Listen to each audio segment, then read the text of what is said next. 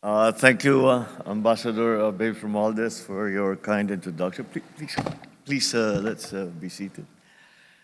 The United States of America Ambassador to the Philippines, Ambassador Mary Kay Carlson, the Excellencies of the Diplomatic Corps, DPWH Secretary Vince Dison, the Center for Strategic and International Studies, Southeast Asia Program Director and Senior Fellow Greg Polling, our former ambassador, the former ambassador of the United States to the Philippines, and who has since become one of the greatest champions of the friendship between the United States and the Philippines, Ambassador Negroponte. Participants.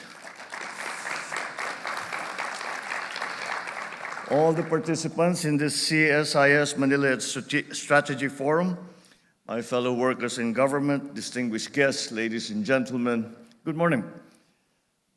It is a great pleasure to address this inaugural Manila Strategy Forum. And like everyone here, I commend the CSIS for its active and continuous support for the Philippines through the years. I envision that this forum will evolve into one of the leading security dialogues in this part of the world. Because if there is anyone who can realize this vision, it is a staunch supporter of the Philippines, Director Greg Polling, alongside his Southeast Asia team at CSIS. Thank you again for this important and timely initiative.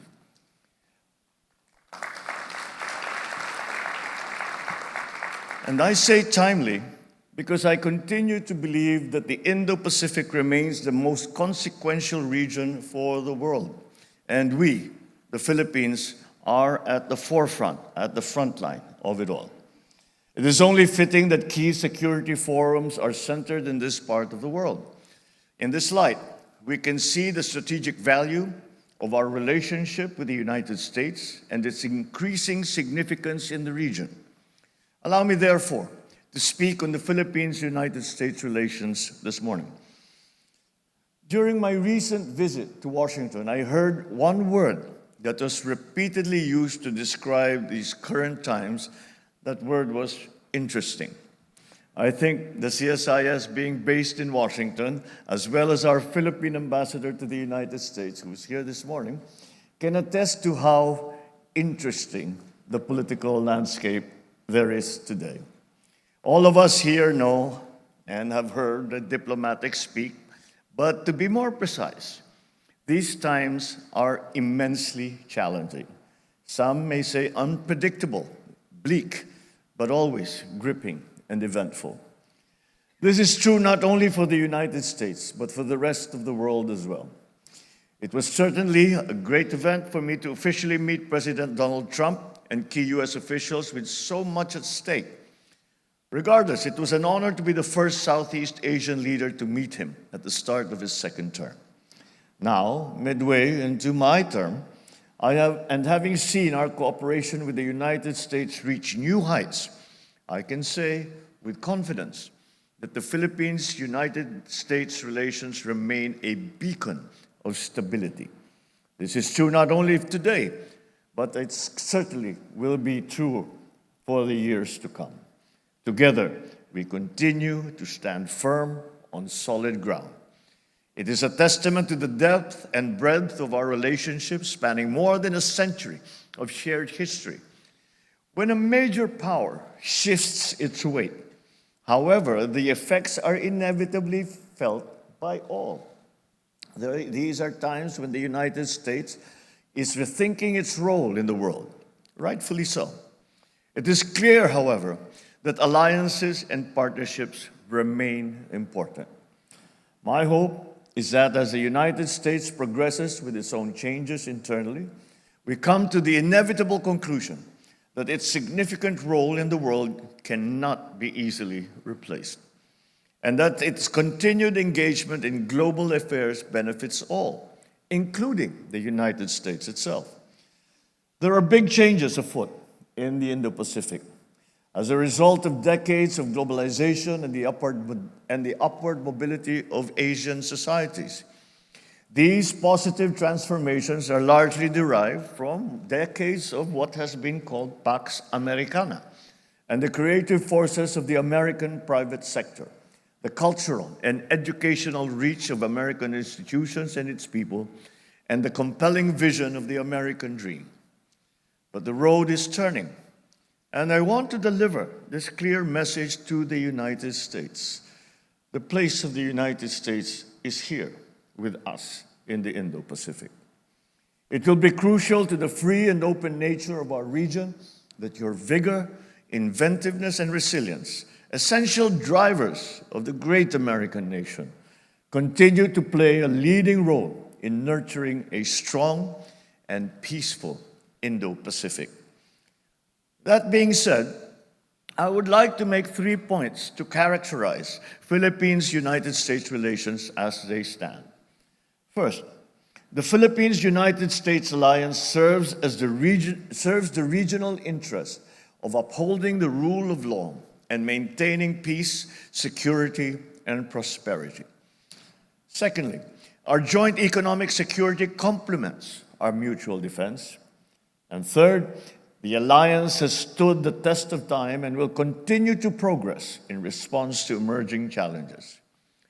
So as we approach 75 years of our alliance with the United States through our mutual defense treaty next year, we reflect on the past years during which we have stood shoulder to shoulder against the most significant threats to international peace and to security. This we did in the defense of democracy and the rule of law. Today, the most significant threat to the peace and stability we strive for is right here in our own neighborhood, here in the Indo-Pacific region. And this is not just an opinion. It is a fact.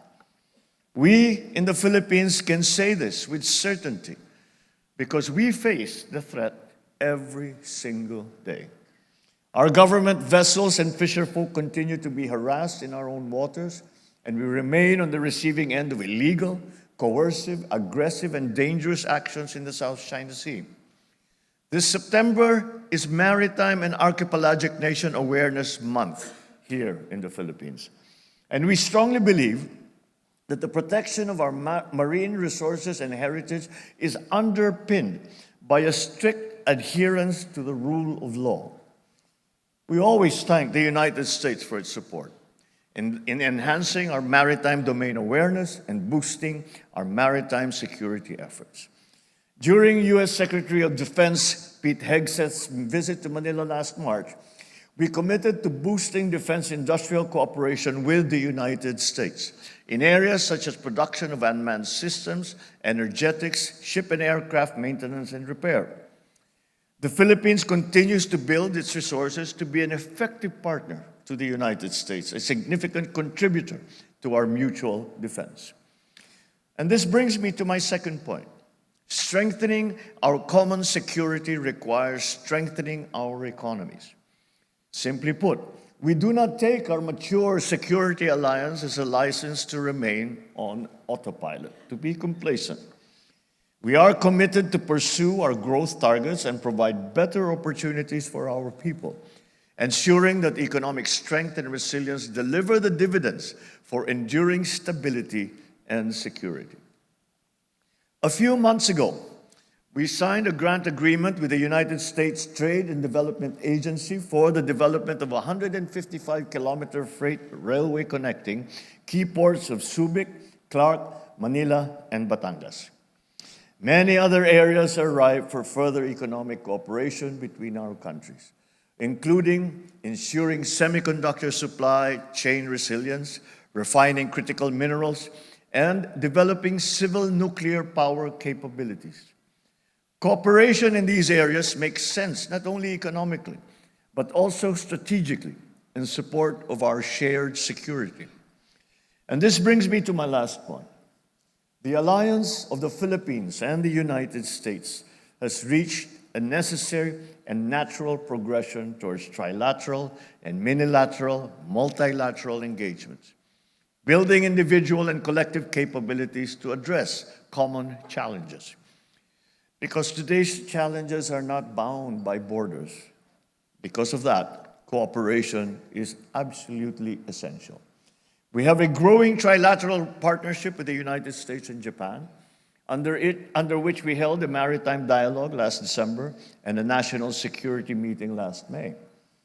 With the United States, we have held multilateral maritime cooperative activities with Australia, with Canada, with New Zealand, within the Philippines' exclusive economic zone. And we have seen the growth of our annual Balikatan exercises with the participation of more partner nations and observers. Such multilateral cooperation is not limited to defense and security either.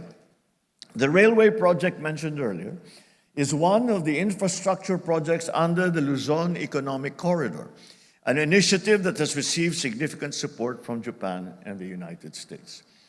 This trilateral cooperation also includes engagements on cyber, digital, and other areas of the new technologies. These have resulted from the firm commitment of 3 maritime democracies to a free and open Indo-Pacific that is connected, inclusive, and prosperous. So I conclude with 2 brief caveats. First, like the United States, the Philippines is very much open to cooperating with its neighbors. We have many bilateral channels of communication and areas of cooperation. But in all of these, respect for our sovereignty, sovereign rights, and jurisdiction is and has always been and will always be non-negotiable. And second, we are aware that the United States has much on its plate, both geopolitically and economically. We certainly are closely watching developments in Ukraine, the Middle East, and other flashpoints because we are keenly aware that the outcomes of the situations in these regions will certainly influence the their outlook of the global community elsewhere. And yet, we remain confident that the United States, as a self-declared Pacific nation, will remain oriented and committed to the Indo-Pacific, as history has consistently proven. Next year, we mark the 80th anniversary of the establishment of the Philippines-United States diplomatic relations. The United States will also celebrate its 250th year of its nationhood. Oftentimes, we forget to bring geopolitical discussions to the heart of our respective national interests, and that is our people. These twin milestones are another opportunity as friends, partners, and allies to work towards not only our common goals as governments, but towards a brighter future for our peoples. We have achieved so much together throughout history. I am humbled that there is still so much to be accomplished in the future. So lastly, the Philippines has the honor of chairing the Association of Southeast Asian Nations next year, or ASEAN. In its almost 60 years of existence, ASEAN has enjoyed decades of unparalleled growth and enduring peace thanks to its unique brand of multilateralism. Its extended relations have also grown exponentially, and I look forward to welcoming the world, including President Trump, to the Philippines next year to showcase ASEAN's significant achievements and potential. So once again, I thank CSIS for putting together this excellent forum, the first of hopefully many to come. I look forward to more productive discussions that you will have today, and I'm sure that those discussions will yield many, many outputs that will help us in our aspirations to maintain the peace and stability in our region. Thank you and good morning. Mabuhay ang bagong Pilipinas. Thank you, Mr.